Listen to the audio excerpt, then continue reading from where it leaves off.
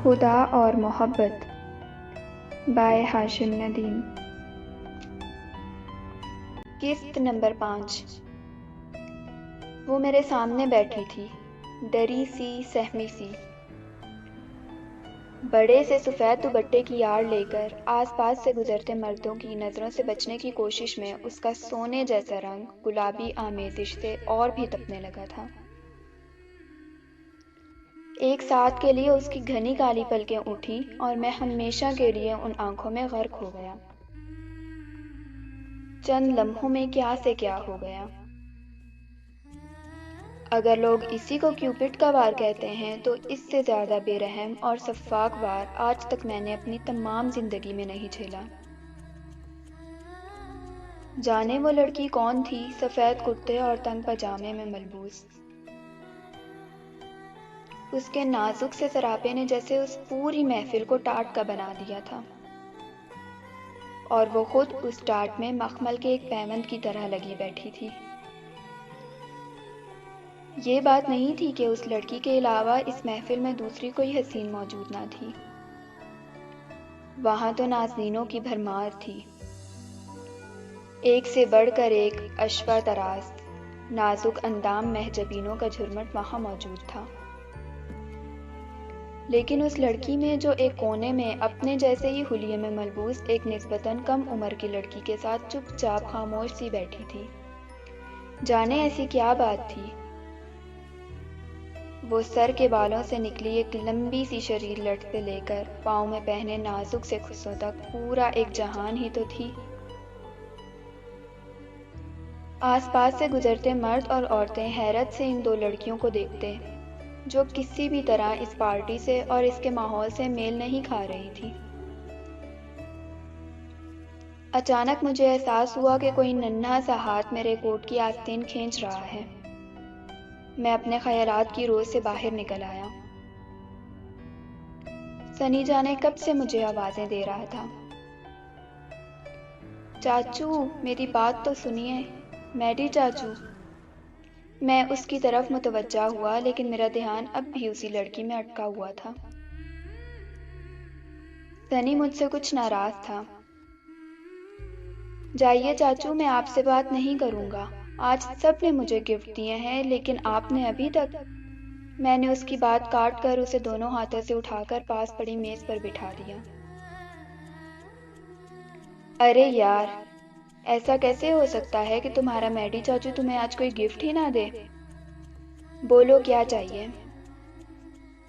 سنی کے چہرے پر معصوم سی خوشی لہرائی اور وہ باقاعدہ سوچ میں پڑ گیا۔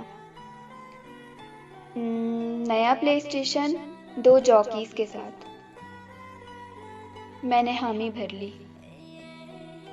چلو منظور ہے، کل تک تمہارے روم میں موجود ہوگا۔ اب خوش؟ سنی نے خوشی سے نعرہ لگایا۔ اوہ چاچو، یو آر گریٹ۔ اب میں اپنے مطلب کی بات پر آیا۔ لیکن یار، آج تمہاری پارٹی میں کچھ نئے لوگ بھی نظر آ رہے ہیں، تم نے تعارف بھی نہیں کروایا ان سے۔ میں نے دور بیٹھی دونوں لڑکیوں کی طرف اشارہ کیا۔ اوہ وہ دونوں، وہ تو ایمان آپی اور حیا باجی ہیں، وہ جو ہے نا میرے مولوی صاحب، انہی کی بیٹیاں ہیں، صرف میرے لیے یہاں آئی ہیں۔ سنی میاں بڑے فخر سے بتا رہے تھے اور میری نظریں اسی قیامت کے سراپے کا طواف کر رہی تھی۔ پتہ یہ چلا کہ جب ڈرائیور شاکر سنی کے ساتھ مولوی صاحب کے گھر پہنچا تو وہاں جا کر معلوم ہوا کہ مولوی صاحب تو گزشتہ رات سے بخار میں تپ رہے تھے۔ ان کا تقریب میں شرکت کرنا ناممکن تھا،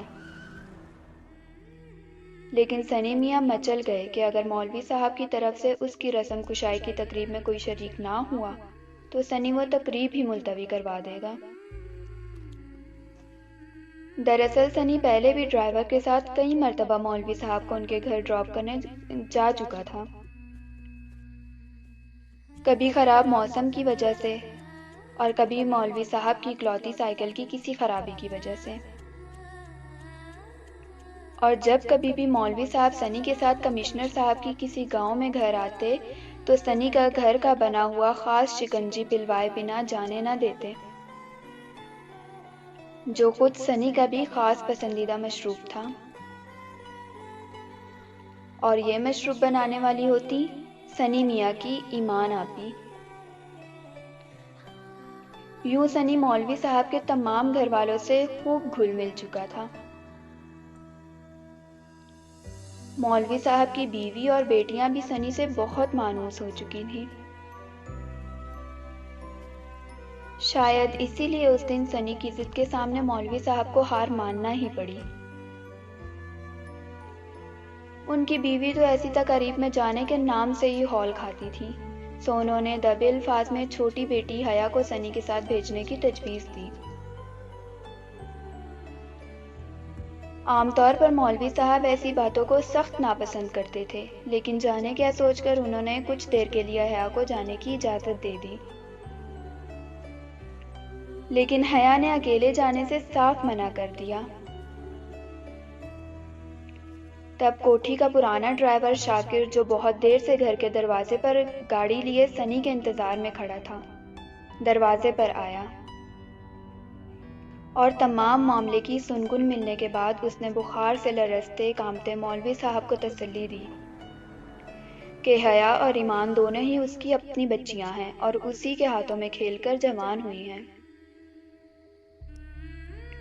اس نے مولوی صاحب سے درخواست کی کہ وہ دونوں بچیوں کو سنی میاں کی خوشی کے لیے چاہے تھوڑی دیر کو ہی صحیح تقریب میں جانے کی اجازت دے دیں۔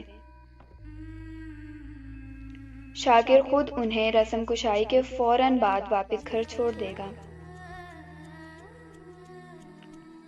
حیا کی حد تک تو مولوی صاحب اپنے دل کو منا چکے تھے، لیکن ایمان نے تو جوانی کے بعد گھر کی دہلیز سے تنہا قدم باہر نہیں دھرا تھا۔ جانے کس بھاری دل سے انہوں نے شاکر کی یہ تجویز مان لی۔ شاکر سے پرانے محلے داری کا پاس تھا، یا پھر وہ سنی کا دل نہیں توڑنا چاہتے تھے، لیکن جب تک دونوں لڑکیاں گھر سے نکل کر گاڑی میں بیٹھ نہیں گئی، وہ بے چینی سے گھر کے صحن اور باہر گلی میں کھڑی گاڑی تک کے چکر کاٹتے رہے،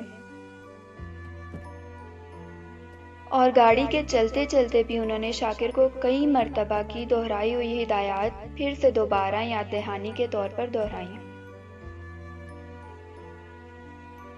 ہماری زندگی میں کب، کس موڑ پر، کون سا حادثہ ہماری طاق میں ہے، یہ ہمارے وہم و گمان میں بھی نہیں ہوتا۔ میری اپنی دانست میں محبت سے بڑا کوئی اور حادثہ ایسا نہیں جو ہماری زندگیوں میں وارد نہیں ہوتا، اور ہم انسان اتنے مجبور اور لاچار ہوتے ہیں کہ ایسے ہر حادثے کا الزام صرف کاش کو ہی دے دیتے ہیں۔ کاش میں اس دن گھر پر ہی نہ ہوتا، کاش مولوی صاحب اس دن بیمار نہ ہوتے، کاش انہیں سنی لینے خود ان کے گھر نہ جاتا، اور اگر چلا بھی گیا تھا تو ایمان اس کے ساتھ نہ آتی۔ کاش کاش۔ اس کے بعد اس تقریب میں کیا ہوا مجھے کچھ یاد نہیں، شاید میں اپنے ہوش و حواس میں ہی کھو بیٹھا تھا۔ دوسری بار جب میں نے اس طرف نظریں دوڑائیں جہاں ایمان اور حیا سمٹی بیٹھی تھی تو وہ جگہ خالی تھی۔ میں نے بے چینی سے تمام محفل چھان ماری، لیکن ایمان جا چکی تھی۔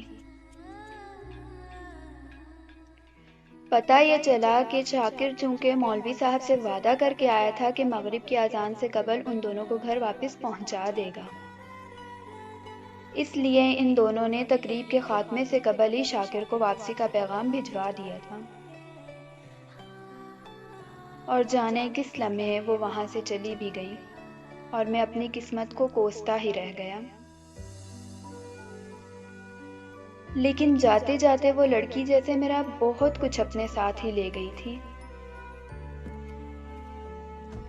کچھ دیر پہلے تک وہ پارٹی، وہ محفل جس میں چاروں طرف رنگوں کی برسات تھی، نور کا بسیرا تھا، کہے تھے، مسکراہٹیں تھیں، یکایک یوں ویران ہو گئی تھی جیسے اچانک کسی نے اس محفل سے سب رنگ نچوڑ لیے ہوں۔ یہ من سے من کا کیسا ناتا ہوتا ہے کہ سینکڑوں کی بھیڑ کسی ایک کی وجہ سے اپنی سی لگنے لگتی ہے۔ اور پھر یہاں تو قصہ ہی ایک طرفہ تھا۔ جو بھی طوفان اٹھ رہے تھے وہ صرف میرے من میں ہی تھے۔ ایمان تو اس سب سے بالکل بے خبر تھی۔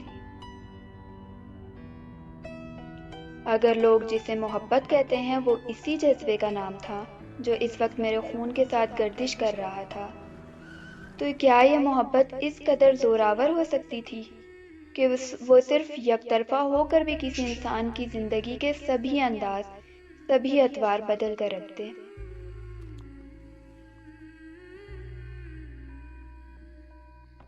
ہماری ویڈیوز کو لائک اینڈ شیئر کریں اور ریڈ بٹن پر کلک کر کے ہمارے چینل کو سبسکرائب کر لیں اور آل نوٹیفیکیشن آن کر لیں تاکہ ہماری ہر نئی آنے والی ویڈیوز سب سے پہلے آپ کو ملتی رہیں، اور کمنٹ کر کے ہمیں بتائیں کہ آپ کو ہماری ویڈیوز کیسی لگی۔